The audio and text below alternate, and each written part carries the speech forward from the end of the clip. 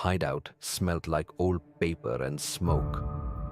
The bulb flickered above the table, set in the center, casting almost a eerie, cold glow. On either side of the table, they stood, Mikey and Draken, brothers by something more stronger than blood, but not blood. Their bond was unshakable, unbreakable.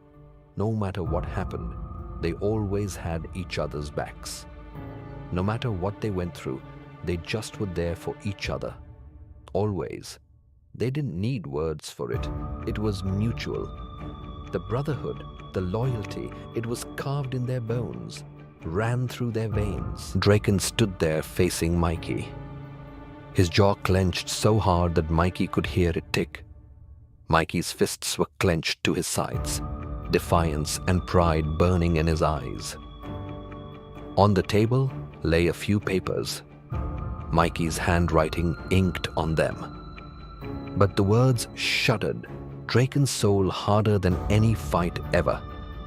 The papers had a bunch of plans, manipulation techniques, vicious strategies of mental games which were so cruel.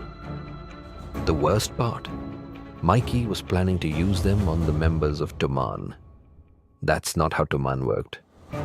That's not how they worked. Toman was based on loyalty, on brotherhood.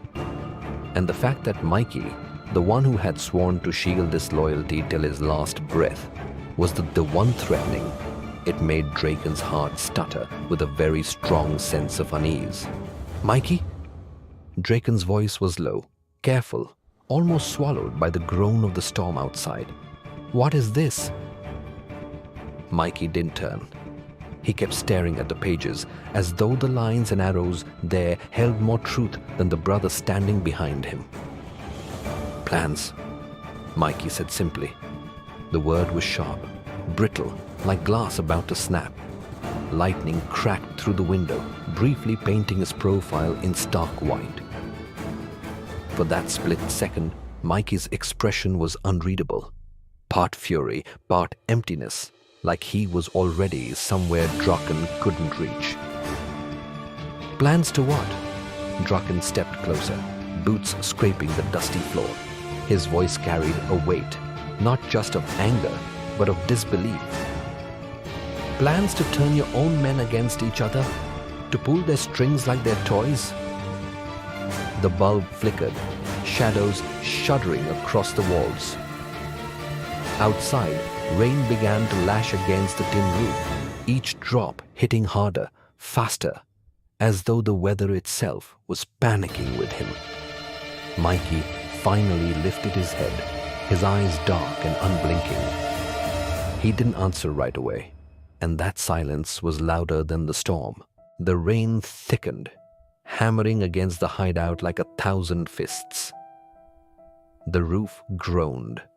Every shadow seemed alive, twitching with the rhythm of the storm. Draken's patience snapped first. You're not guiding them, Mikey.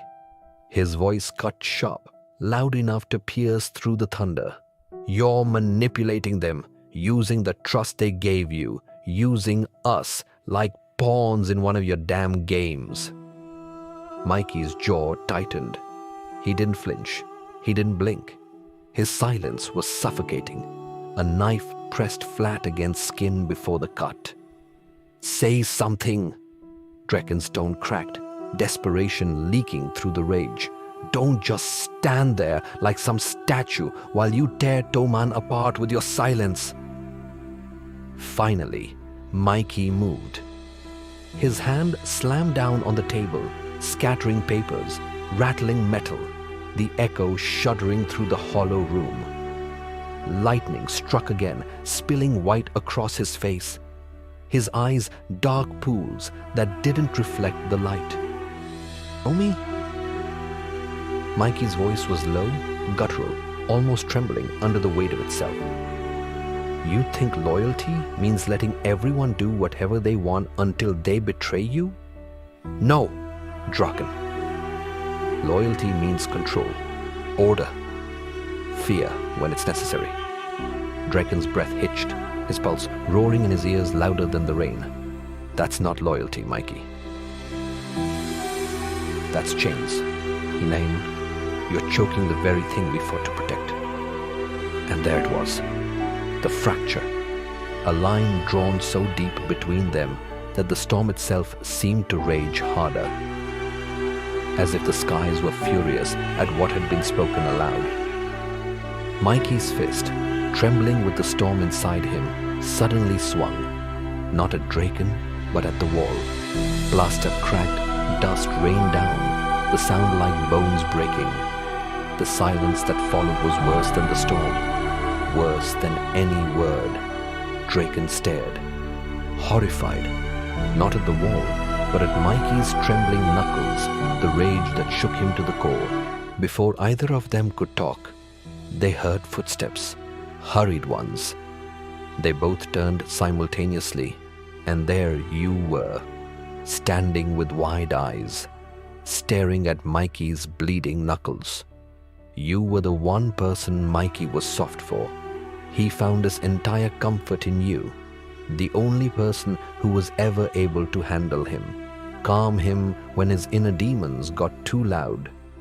To the world you were just his girlfriend, but to him, you were the only reason he hadn't turned insane.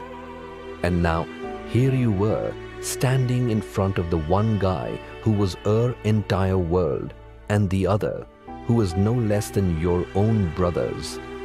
Your eyes darted between Mikey and Draken. You didn't need any context to understand what was going. One look at the papers lying on the table, and you knew everything. You had walked into the storm that wasn't in the sky, but it was in the hearts of two boys who had sworn they would never fall apart. And in that moment, your eyes burned, chest tightened so badly it got hard to breathe, and you weren't sure what you were more afraid of, the silence of this storm or the rage that it held within it.